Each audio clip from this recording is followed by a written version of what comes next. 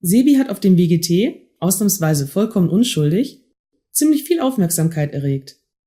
Ursächlich hierfür war eine reichlich merkwürdige Wette, für die er ebenfalls nichts konnte und von der er nicht einmal etwas weiß.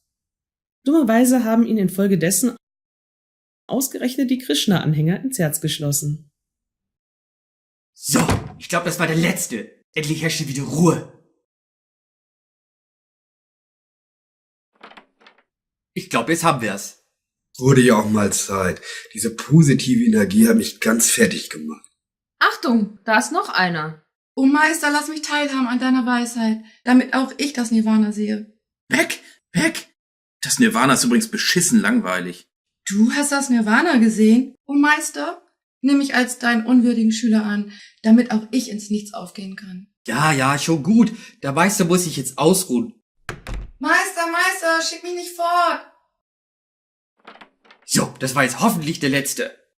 Warum willst du eigentlich kein Guru sein? Dann lässt sich doch voll viel Geld mitmachen. Hab ich auch schon drüber nachgedacht, aber ich kann dieses scheußliche Orange nicht ertragen. Außerdem spinnen die doch alle.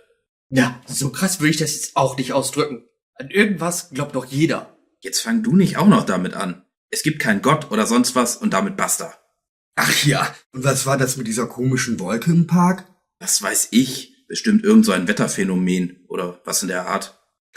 Wetterphänomen. Mit Stimme. Klar doch. Keine Ahnung. Bin ich Meteorologe? Also ich denke auch, dass da mehr sein muss. Pierre hat mir letztes Mal die Wicca-Religion erklärt. Irgendwie hat das was. Wickelreligion? Hat das was mit Babys zu tun? Wicca, nicht Wickel. Das ist eine uralte Naturreligion. Wurde vor so etwa 100 Jahren erst entwickelt. Wie vor 100 Jahren? Ich denke, die ist uralt. Ja, aber irgendwie ist sie trotzdem viel älter. Ist ja auch egal. Auf jeden Fall ist die voll spannend. Und Pierre findet die auch voll toll. Na, dann ist ja alles klar. Das mit Wicca halte ich auch für Blödsinn. Ich bin ja eher für die übliche Klimbim-Religion zu haben. Was ist das denn? Ja, die übliche Grufti-Mischung. Ein bisschen Christentum und Satanismus, etwas Heidentum, Feen und Elfen und Kraftsteine, magische Amulette und lauter so Zeug. Hauptsache, es gibt ausreichend viel okkulten Schmuck oder Einrichtungsgegenstände zu überteuerten Preisen zu kaufen. Vermutlich auch mit Pendeln und Kartenlegen und sowas. Was spricht dagegen? Bei Kerzenschein kann das sehr romantisch sein. Außerdem können einen Tarotkarten echt weiterhelfen. Wie? Weiterhelfen? Ja. In irgendeiner Form ist unser Leben ja auch vorherbestimmt. Und die Karten sollen dir halt helfen, deinen Platz zu finden. Was für ein Quatsch. Also das mit dem vorherbestimmt stimmt schon irgendwie. Ich meine, du bist zum Beispiel das Kind deiner Eltern und hast bestimmte Eigenschaften von ihnen geerbt. Hab ich nicht. Hoffe ich zumindest. Jetzt mal Schluss mit dem Quatsch. Ich könnte dir einfach mal die Karten legen. Wenn du es nicht ausprobiert hast, kannst du auch nicht sagen, dass das Quatsch ist. Mir legt keiner die Karten. Wenn du nicht daran glaubst, wovor hast du dann Angst? Ich hab keine Angst.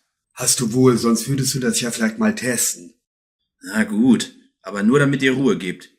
Glauben werde ich da eh nicht dran. Das ist schon okay. Hoffe, du hast genug Karten mit Tod drauf in deinem Tarot-Set. Klar, ist doch ein Grufti-Tarot. Da gibt es nur Karten mit dem Tod. Hallo zusammen. Sag mal, hast du vielleicht Zeit zum Reden? Uli ist gerade auf einer SM-Party und wollte nicht, dass ich mitkomme. Klar, bei dir oder bei mir? Entschuldigt mich, ich muss mich mal wieder ins Fratzenbuch ritzen. Sag mal, das mit Nina und Pierre geht Micha aber doch etwas sehr nahe.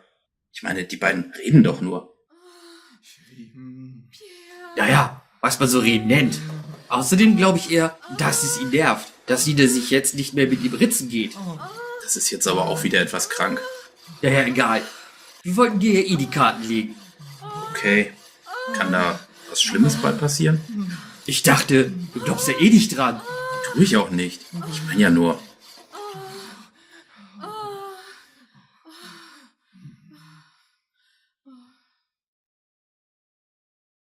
Und?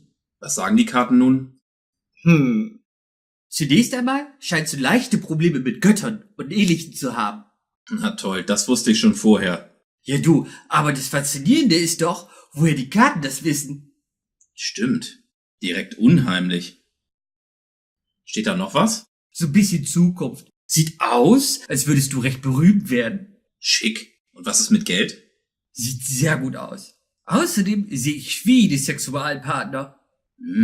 Hoffentlich gut aussehende junge Frauen mit viel Oberweite. Also, Aktbilder werden bei den Tarotkarten nicht mitgeliefert.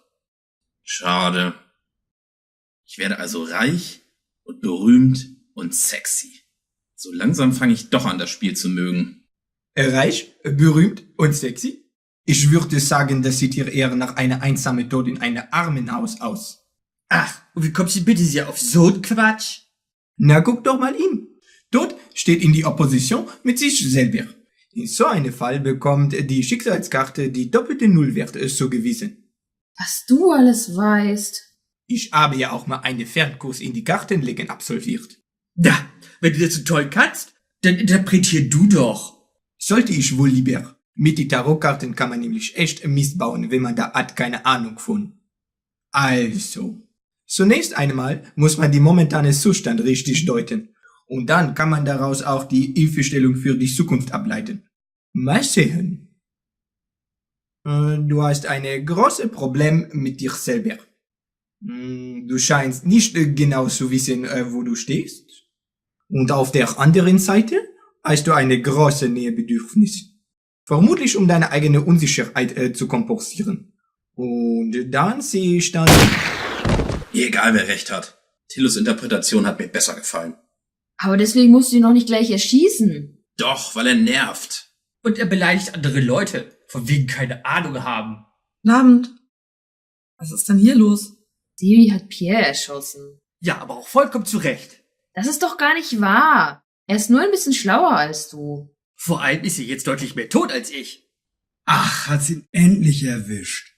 Also bevor ihr jetzt alle mit mir schimpft, erkläre ich mich auch bereit, ihn wiederzubeleben. Ach, von mir aus ist das nicht so dringend. Ich könnte auch ganz gut auf sein Klugscheißer-Geschwätz verzichten.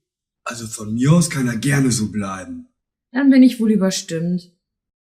Na dann halt nicht. Wie? Du gibst dich so schnell geschlagen? Ach, weißt du, Sex ist auch nur eine Art genitale Ersatzbefriedigung. Ich glaube, ich gehe mich mal wieder ritzen. Willst du mit? Aber klar doch.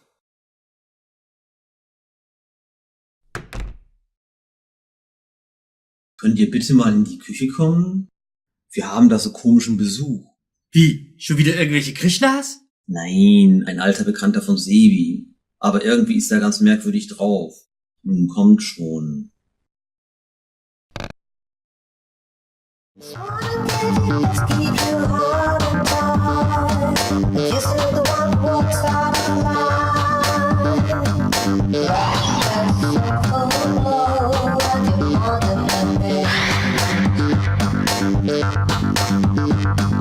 Talking to the moon with a flock of lights.